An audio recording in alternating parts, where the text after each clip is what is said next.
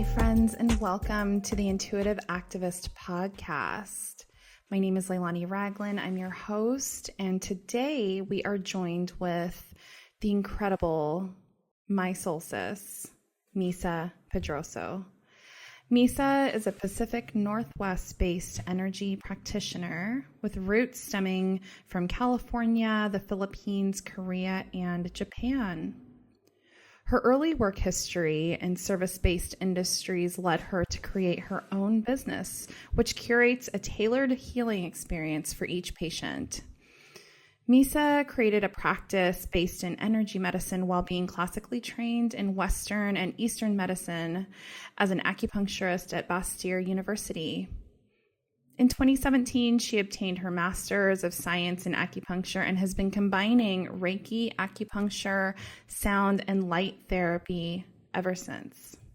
Beyond the physical body work, Meesa's interests extend to movement, herbs, and divination, and has recently received her 200-hour yoga teacher training certification in Hatha Yoga. And when I think of Meesa, I think of her ability to speak to the human condition and her ability to hold space where people can truly feel seen and heard. Combining that superpower of hers with her healing practice is something that's really moved me forward in my own healing.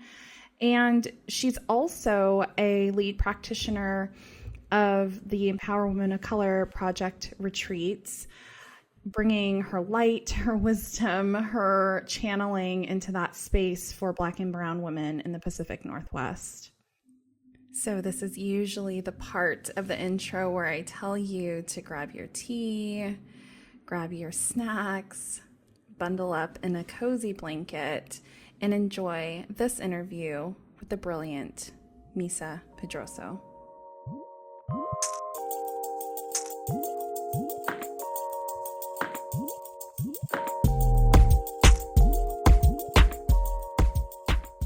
Hi, Meesa. I'm so glad you're here. Thank you for being here, for sharing your light and your wisdom. Of course. First off, I feel like we cannot have a conversation without saying, how are you, girl? How are you? How are the ancestors? How is everyone? I'm doing well. Thank you. So I always tend to want to start these conversations with, here's how we met. But when I think of you, I think of this like deep, deep soul connection. Like we knew each other before we like, quote unquote, I'm doing it in quotes, like y'all can see it, like quote unquote met in this human realm. Because when we did meet, it was like, oh, I see what's happening here. And you of all people, I feel could explain that like instant connection, that soul connection. So for a lot of our listeners are new to hearing about channeling, are new to hearing about like the etheric realm, the divine realm. So just like, can we get just like a level set? Like, how do you, Meesa, see the world? I know it's very similar to how I see the world, but I would love to hear what that looks like for you. Well, if we're going to use the format of like meeting one another, that is explained a couple different ways. So if you're more science-based, I would definitely say that our electromagnetic fields have crossed, and that brings up knowing that's inherent to what Lynn Taggart in her book The Field has coined the field, right? So it's a field of knowing, it's intelligent information, and it is a substance that we can all access. And we all do this every day. I liken it to the sixth sense, if you will. So we all have the sixth sense of knowing if we just slow down to really process it and to understand it. So upon meeting anyone that has similarities in their makeup, be it a particular level or density of their field, then you're going to immediately recognize that. It's like chemistry, how like recognizes like, so it's just kind of like, wow, I know you, and I know I haven't met you in this realm, but I do know that we're connected somehow. And so whether that is a cultural knowing that we both share having phenotypic Filipino lineages, or if it's through different lenses that people use depending on their language, right? Some people will say it's their guides, or others will just say, I just have a knowing, right? So it's just that ability to harness a sixth sense within us to really connect information and draw it together. Sorry, that was kind of long, wasn't it? No, not at all. What I love the most about you is I'm over here when I talk with my coaching clients and I talk about the divine realm, the etheric realm. I talk about like the spiritual knowing. I'm like, it just is. It just like I have no words to put, like when somebody that has like a very scientific earth-based perspective comes to me and is like, well, what does that really mean? That I'm like, I'm out. I've got nothing. So when so hearing you describe it in that way, I think what it gives me is an opportunity to sit and reflect about what types of conversations am I having to like bring people along who aren't necessarily just thinking like me, right? I think it's also that ability to like speak to people in their own language, right? So maybe an engineer has an engineer's brain that wants to know how to take things apart and wants to know how it works, but may not have as much activation of the left brain or the limbic brain or our reptilian side of the brain that really taps into our knowing. And it's that what we are at our core animalistic properties, right? So I too, like, speak to a lot of different people, regardless of their background. And I just try to make it so that they understand it through their words. Which brings me to another point, and what's coming up for me is a conversation we had recently, and you and we get into the weeds with politics, with all the stuff going on. And you mentioned, I have people that come to my table that don't necessarily share the same beliefs I have, that don't share the same political beliefs and all that. And I know that you're a fierce fighter for the people. Like you are intensely. I mean, this is why you're here. This is the work you do. And so what I want to pull on is that thread of bringing people along and saying it in a language, and really, and we haven't even started talking about healing because you are a healer. What is the process for you? Well, first of all, what's healing to you? What does that mean to you?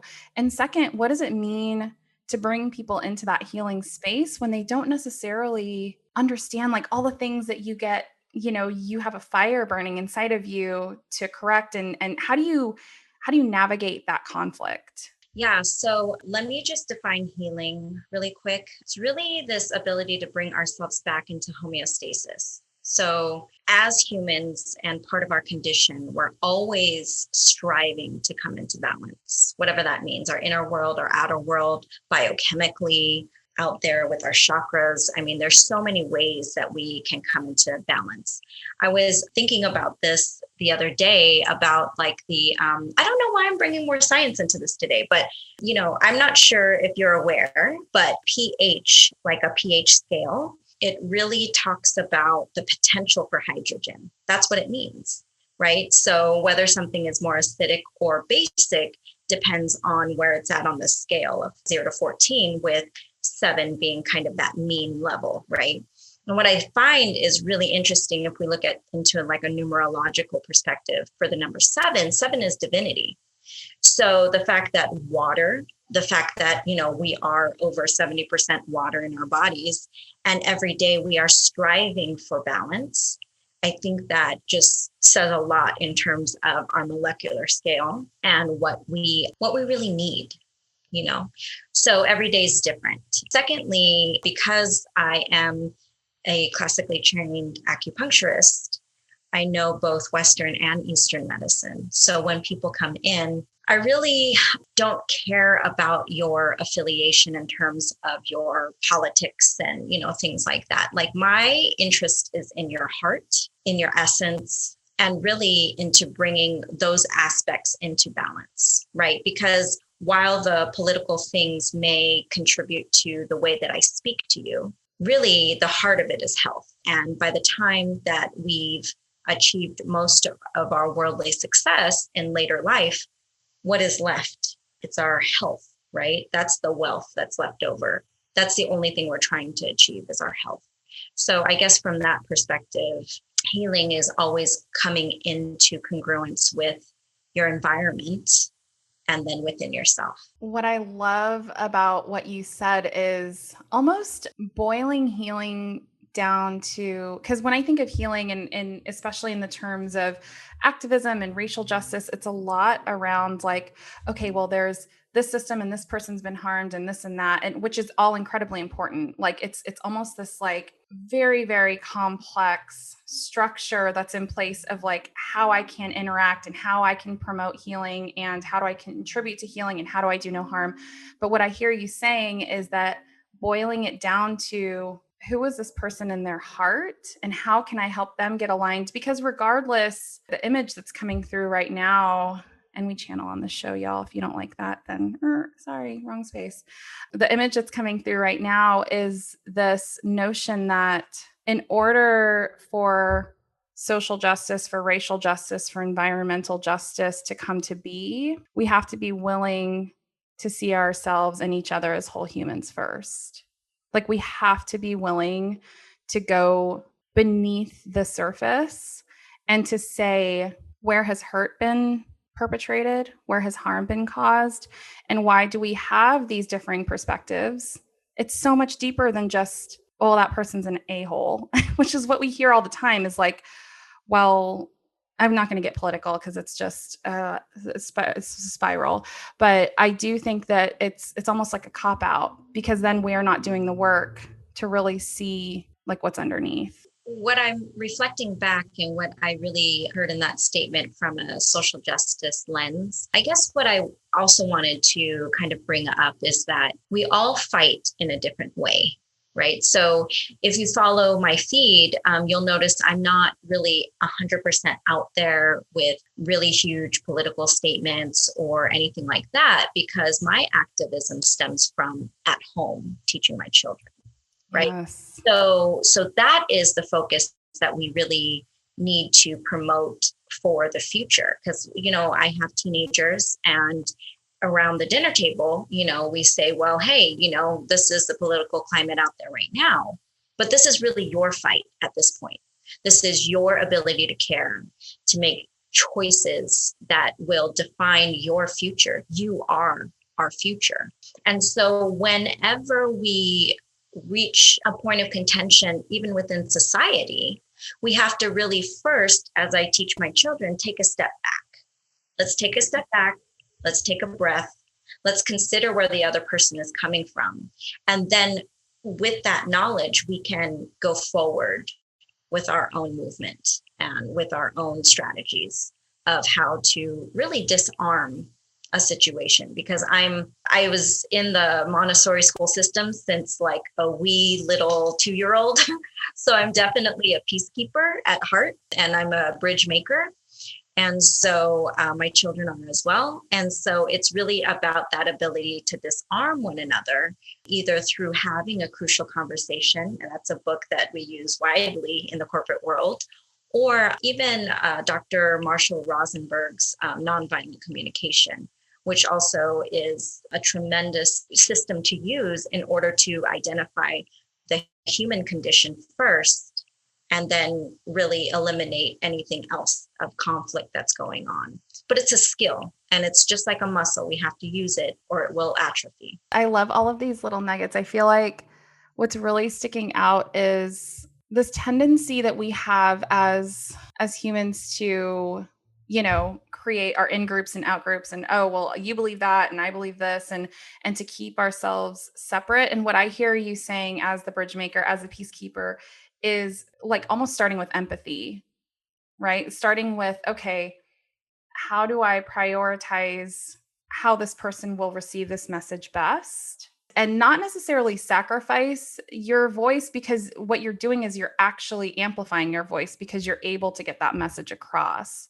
But what I see so much in activism today is this like almost like forceful, like I'm going to get my message across whether you like it or not.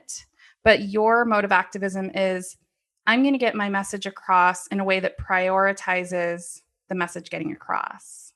Right. And I mean, really for me, I'm like a super non-confrontational person. I don't like confrontation, right?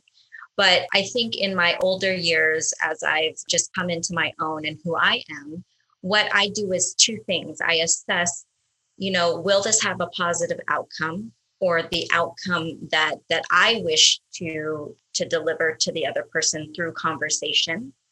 Or is it that space that I just kind of take a step back and allow the person to be witnessed? Because sometimes people just need to be heard, right? So I'm constantly assessing that while out in society, because I feel like, especially in this climate that we're in now, when we meet people, even people we've been sort of acquaintances with or deep friends or family, it's almost like we're drawing a line, and we're saying, well, what side of the line are you on? And Right. that's just because of the fear-based, the word that's coming is proclivities around, but it really is, and how do we dismantle that? How do we disarm that? How do we lay our weapons down? It's by first saying, I recognize you might be suffering and you are human as I am. How can I bring more love to this situation? That's me when I'm in kind of channeling mode or just deeply reflective mode. But, I'm also a really pragmatic too. So emotions get the best of me at times as well. So I am certainly not perfect, but I think I try on my highest and on my best days to really approach situations that way. How can I bring more love? What's going on? That it's so beautiful, because I truly believe that bringing more empathy, bringing more love, bringing more authenticity, bringing more vulnerability is the way forward, and getting us out of this effing mess we're in. I know at some point I'm going to start cursing on this podcast. I'm like trying to decide when that will be, but to get us out of this mess, right? That we're in, that it's going to require all of these very heart-centered skills. And it's so counter what we're seeing, right? Like, it is the absolute opposite of what we're seeing. We're seeing tearing each other down. We're seeing almost imbalanced divine masculine. It's gotten like out of control, right? We're not balanced anymore in the divine masculine, divine feminine. And what do we do with that? And I guess for listeners that have never heard the terms like divine masculine, divine feminine, and the imbalance of like how we're showing up in this world that we live in this at this particular point in history, and what it means to bring the divine feminine back into balance. I mean, I feel like that's kind of where we're going with this conversation. And would you be open to just sharing your knowledge on that? Because I know you have a deep well of wisdom on those things. Sure. I think at the most base level, when we say things like divine masculine and divine feminine, we are subscribing to an earth-based idea of duality, right? So duality exists not only in our universe, but also kind of the macrocosmic world as well, whether we believe in other universes, other planes of existence. Duality exists because there cannot be one thing without the other, right? So when we boil that down to earth-based contentious imbalances, I would say that it really boils down to a lot of where my brain is going is like the idea of colonialism. And that's something that's like pretty relatively new in terms of like the history of our entire planet, right? Because I guess what I would say is being in Earth, we and different religions and animistic religions around the globe really tapped into their ability to live in commune with nature.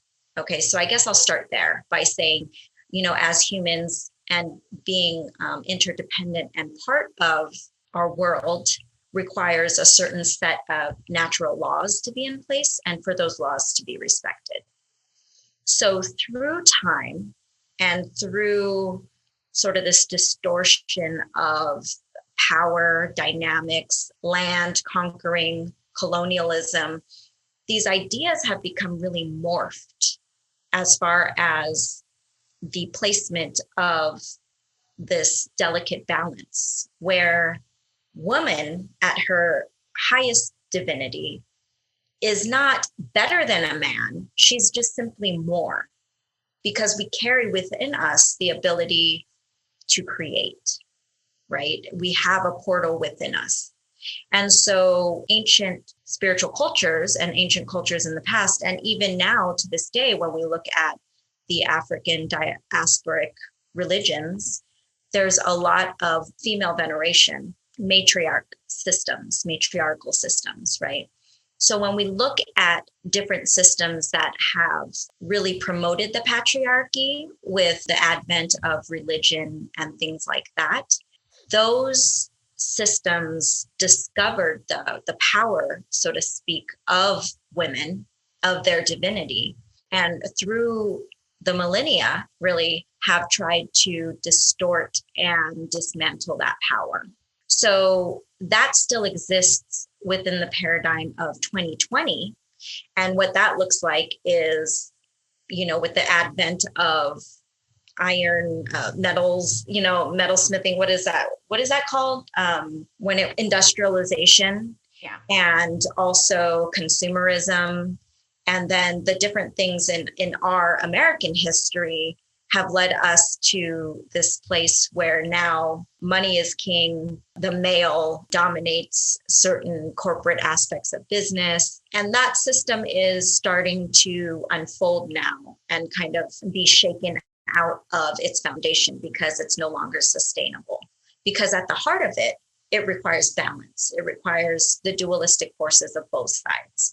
I don't really like to speak to kind of the patriarchy in a negative sense, because in order to keep the integrity of who I am and what I represent, I acknowledge that they're also needed. Absolutely. But it's also about promoting positive masculinity and allowing our youth to really become fluid with how they feel and what they understand these normative processes in our society, and to dismantle those. So it's already happening. And so what we can do, our indigo children, generation, what are we, X, Y? Millennials are Y. I'm Y. Yeah, we're like, so, it's important to like really support both the generations before us and also ahead of us, by also recognizing the fact that we will be ancestors one day, right? So we have this sense of responsibility, and it's imminent at this point, right? So sometimes it can feel like spiritual warfare out there, where there's this proverbial battle between the divine masculine and divine feminine, and you'll hear those words being used. But what I really try to educate people upon is, how does this exist within your own self, your own real world? And how can we bring more balance to that situation, right? How can we unpack the things that have been traumatic and allow space for healing? When I think of that struggle, that's where I go. So hopefully that was an okay explanation. Oh, that was beautiful. And I think what I love about that is, again, and this really resonates with my own personal healing journey, is I think I spent a lot of time trying to fix all the things outside of me. Like trying to fix my dad, trying to fix, like all of my partners, my siblings, my mom, like all of these external factors, when the most impact that I've had in my own healing, obviously, is when I turned it on myself. And what's also coming through is this notion of the duality that lives within us, not only the divine masculine and divine feminine, but also the good and evil, I guess I think that when we talk about divinity and spirituality and all of that, I think that, and this is my own personal, like what I've come to in channeling the universe, is I think we tend to think of like the devil and the heavens and all that being external, when at the end of the day, I think what could really serve us is to think about our own, like, how is that happening? What is the war that we're waging within ourselves? And what could it look like to bring that into balance? And I do think the patriarchy, it's out of balance and all of that. And you're right. I mean, there's parts of me that are divine masculine, and I wouldn't ever want them to go away. If they went away, I was just joking with someone earlier today. I'm like, I've been so in the divine feminine these last few months. I cannot be on time to anything. Like, it is so hard. And not to say, but like that structure, those rules, the systems that are in place to kind of keep order, I need those too, and I need those because I need to make a living. And so it's just really interesting to think about it as almost a more expansive view of an incredibly two-dimensional way that we've been looking at solving these giant problems that we have. Like, they're huge problems, they're complex. We need to figure out how to love each other. We need to figure out how to see each other. We need to figure out how to empathize with one another. And we're trying to solve them in ways that are too thin. And if we just took a moment to turn it on ourselves and say, hey, when I'm communicating, if I start with empathy, that's going to have more impact. And the duality in that is like, and understanding my part in this. Like, what is my responsibility? What of my healing needs to happen in order for me to be contributing to this collective ascension? An important factor to like really consider too is how different schools of thought are out there, right? Like, how can we be more effective as a community, right? And so that's what I often ask myself, because while you may be doing work in your realm, I'm doing work, there's other people who are around, other light workers. The thread that we're really talking about is this sense of responsibility that is not only inherent within us, but it's also externally projected. And so it frustrates me when people say, well, that person's not doing something over there that they should be, and then I really caution people when they're saying a lot of those words like I should be doing, even if it's like internal talk or external projection of somebody else's, right? The best we can do is really build strong communities and connect all of our thoughts and our intentions together in order to be more potent with our delivery, right? And so there's a lot more that we can do in community than just alone. So it's, again, building like-minded, or attracting, not building, but attracting the like-minded people together, and then coming to consensus about the most effective ways to move forward in the world, right? Which has a link to our future, our children, right? There's all those things, and being good stewards of the earth itself. These are all things that we are accountable for, right? And so I think that urgency, I don't always see that around, right? It's not just having a recycling bin and being able to recycle things and compost things. It goes really beyond that. Just looking to creative leadership and being able to connect all of our hearts together. It's so beautiful, a beautiful vision, I think, to say that this is the way forward.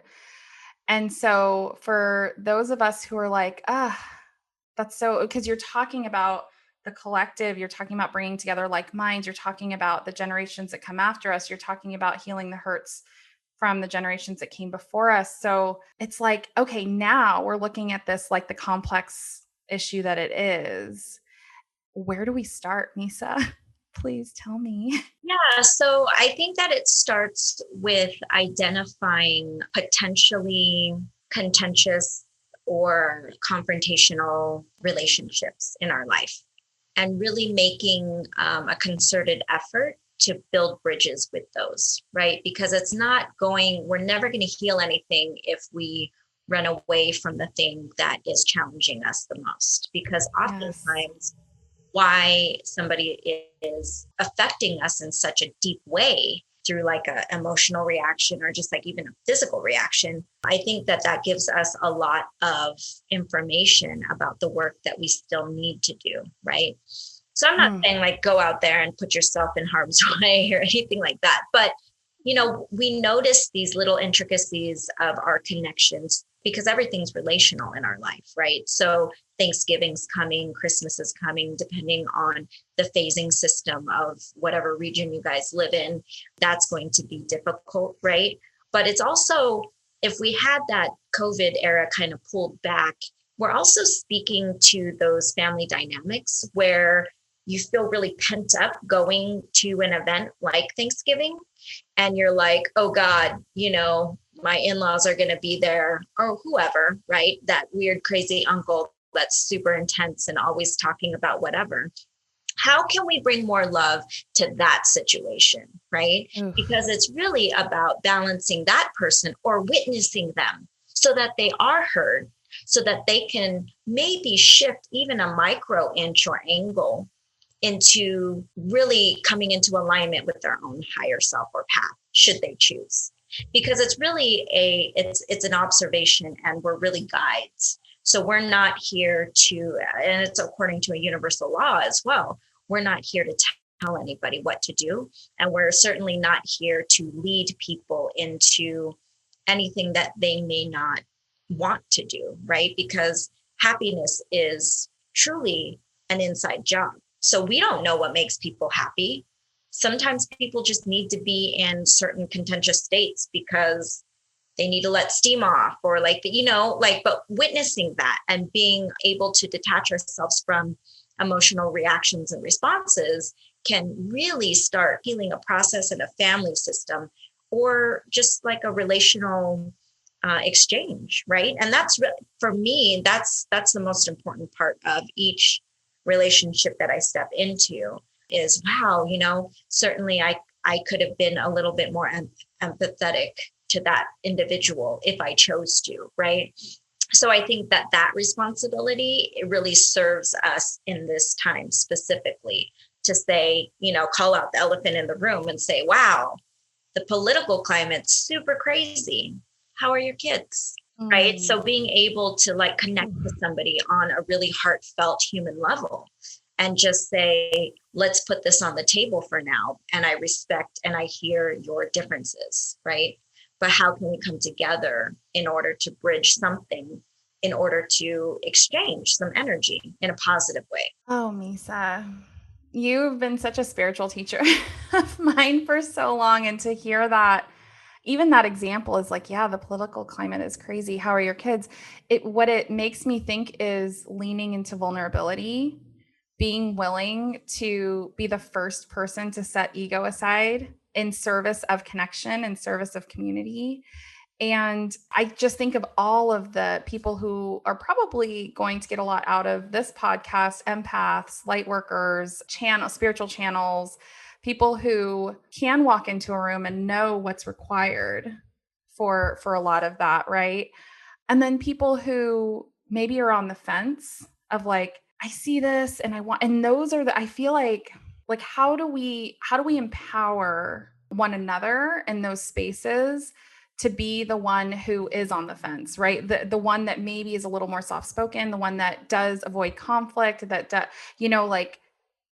how do we bring them and empower them? And and I know I feel like even asking the question, it's a little externally focused, and maybe that's what it is. Maybe I just do me, and hopefully that's modeling something for somebody else that needs to just see how it can look, right? I don't know. What are your thoughts there? So I feel like people who are more introverted or in a group setting, there's a lot going on in the world, right? In their world.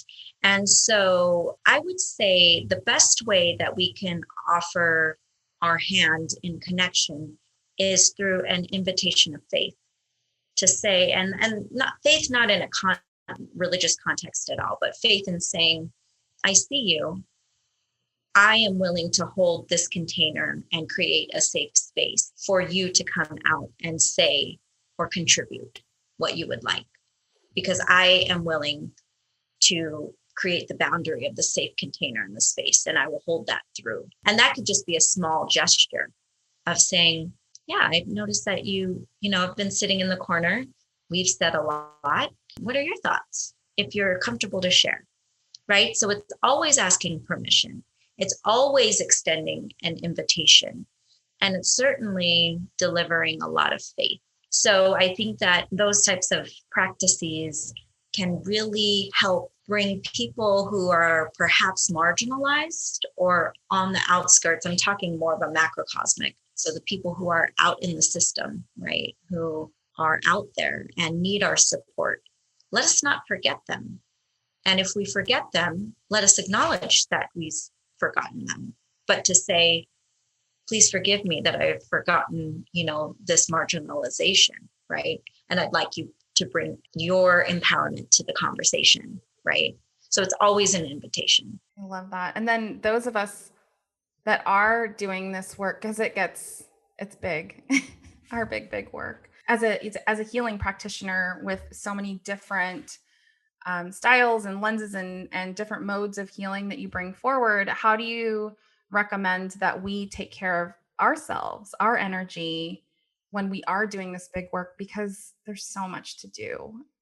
Yeah, I'm very passionate about healers getting self-care, right? So that's a pain point that I've seen in my 10 years of kind of being around the community, where I'm like, wow, why is this person who's an amazing psychic and they're able to access different realms and deliver some amazing information? Why are they not taking care of their bodies? Why is their relationship with their family awry?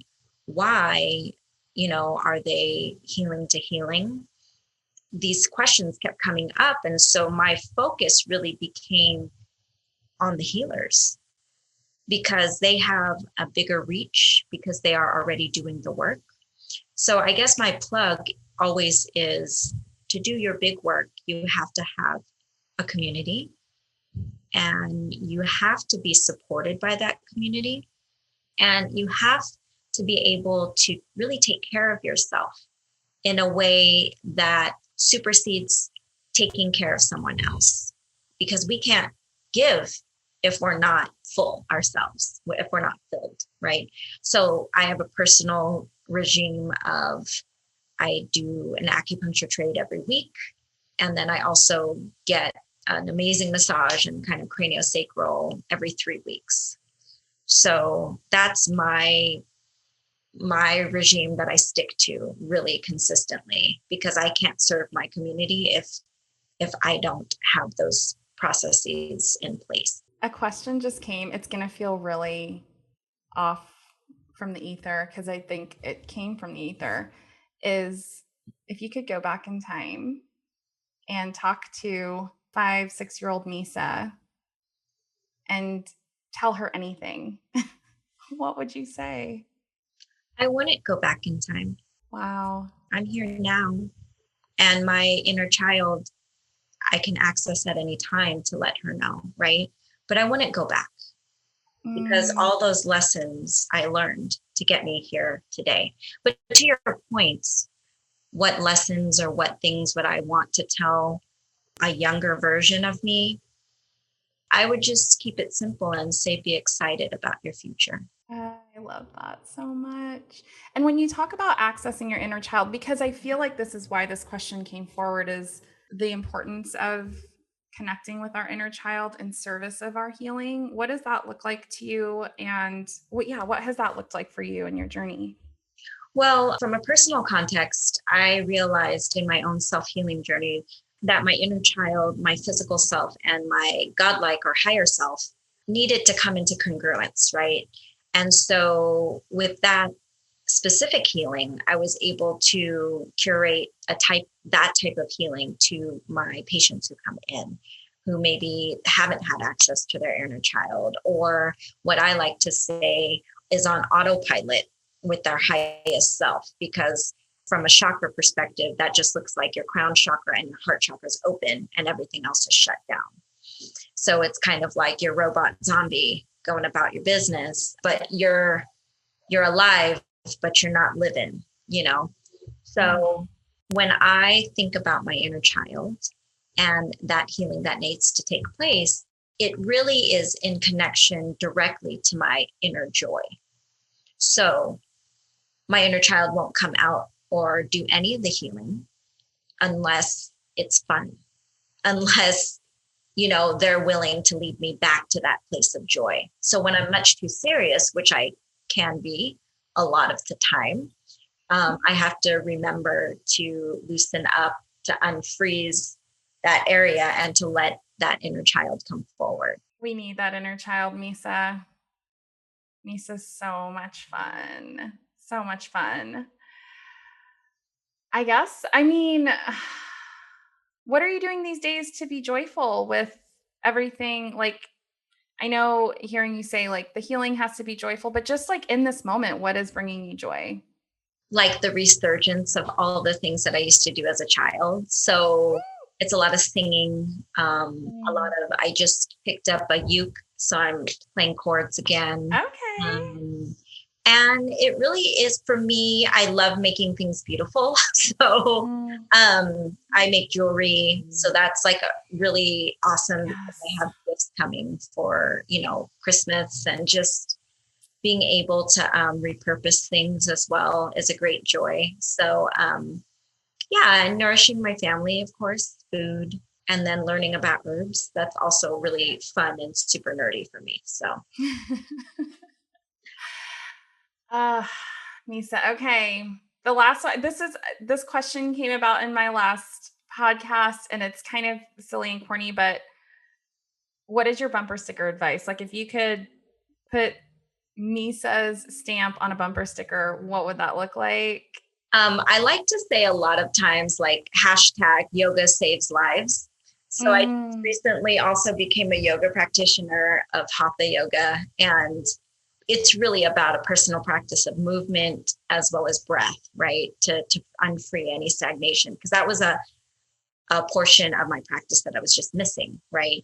I wasn't as connected to Qigong and Tai Chi as I was yoga and pranayama. So, there's been a couple different scenarios where I think that I could have been really emotively reactive, but I chose to do a quick flow, and that really broke up that reaction. So I like to tell my husband all the time, hey, yoga saves lives. So that was my bumper sticker. Oh my gosh. I love that so much. And breath is life. And I don't think we give breath enough credit for how it can completely change a situation, a relationship, I don't know. I love that. Well, gosh. So I really want people to know how to get a hold of you, how to access your offerings. I know you do some stuff online. All of it. Tell us how people can get a hold of you. Okay, here comes the shameless marketing, right? No, but I have been off Facebook for like 15 years, and I'm just trying to get my feet wet again, but I really tread harder on Instagram.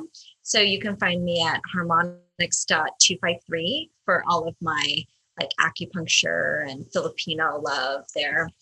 And then for my movement practices for movement herbs and divination, I've also created Saffron and Moonlight, and that's still creating audience and getting bigger. And that's really fun. And that's a place that I can be 100% vulnerably me. And then my jewelry places Space for Pause, like SPACEFORPAUSE. So yeah, but call me, text me. I'm really approachable, I swear. So if you can't text me, then email me or call me. But when I'm in my office, it's terrible reception. So I would just text me. Meesa, I love you so much. I am so, so glad to share this beautiful space with you and to just amplify your wisdom and your connection to universal wisdom. And I just, I love you, girl, and I admire you. And let's not forget about the healing retreats. Yeah. Empower Women of Color at Empower Women of Color at WOC Project on Instagram as well. Meesa is a lead practitioner for that. And yeah, so many beautiful things that you're putting out into the world. We're so grateful you're here, Meesa. Thank you. Oh, thank you. And I love you. And forever, anybody who's listening to the replay, if no one has told you today, we love you. Oh, we love you so much. All the goosebumps. Okay. Thank you so much. And until next time, take care, everybody.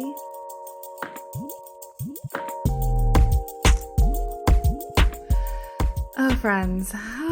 So many gems, so many gems, and just a privilege to be with the brilliant Meesa Pedrozo today and to be able to just understand the role of healing in all of this work that we're doing, right? With activism, with the collective care, the collective cleanup of our world, and really these personal journeys that we have of our own healing and how that contributes to the whole.